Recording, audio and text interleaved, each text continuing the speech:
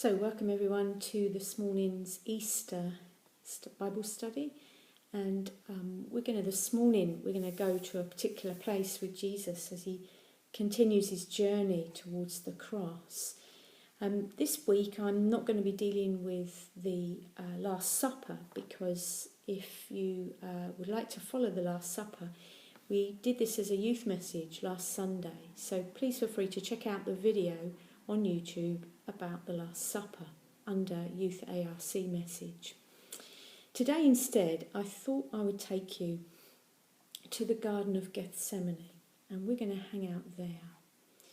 But before we do, I want to set this passage in context, and I want to bring in the wider scripture to do this. Now the scriptures talk about two gardens. The garden first of Eden. And in that first garden, the first Adam is met by Satan tempting him to grasp for the power that he thinks that God is withholding. The first Adam exerts his own will to grasp and to reach for power, and in doing so, places the whole of humanity under the curse of death.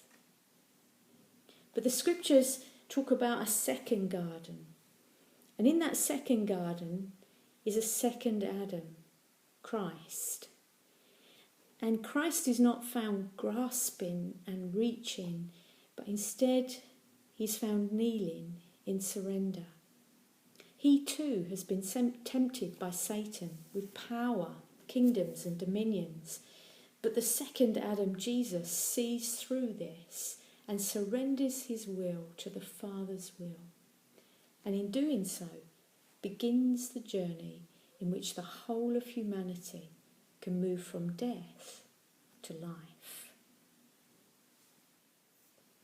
So let's enter into the Garden of Gethsemane, and we're going to read in Matthew's Gospel from Matthew 26 and starting at verse 36. Come and kneel with Jesus in the Garden of Gethsemane. Then Jesus went with his disciples to a place called Gethsemane, and he said to them, "Sit here while I go over there and pray." He took Peter and the two sons of Zebedee along with him, and he began to be sorrowful and troubled. And then he said to them, "My soul is overwhelmed with sorrow to the point of death. Stay here and keep watch with me." Now here is Jesus, and as we kneel with him, the scriptures tell us that he began to be sorrowful and troubled. And then it actually records what Jesus himself says. He says, "My soul is overwhelmed with sorrow to the point of death." Now I want to make a couple of observations here. And the first observation is that Jesus is not dishonest about his suffering. He's not pretending that everything is okay when everything is not. He uses the word overwhelmed. My soul is overwhelmed. And I believe that word is very important because he gives us the permission to grieve in our own suffering. We too, like Jesus, need to be honest in our suffering. It's okay to say from time to time, "I feel overwhelmed." Jesus did not deny his suffering, and neither should we.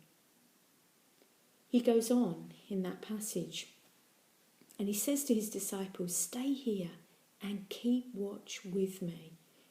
Jesus desired that prayer should be a shared experience. In effect, he's inviting his disciples, "Come suffer with me.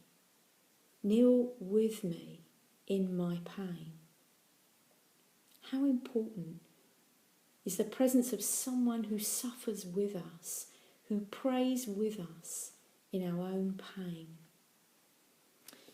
And then we go on in the garden to verse 39.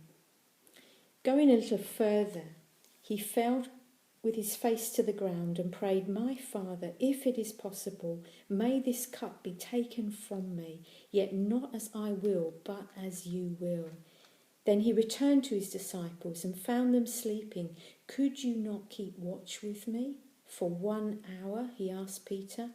"Watch and pray so that you will not fall into temptation. The spirit is willing, but the body is weak."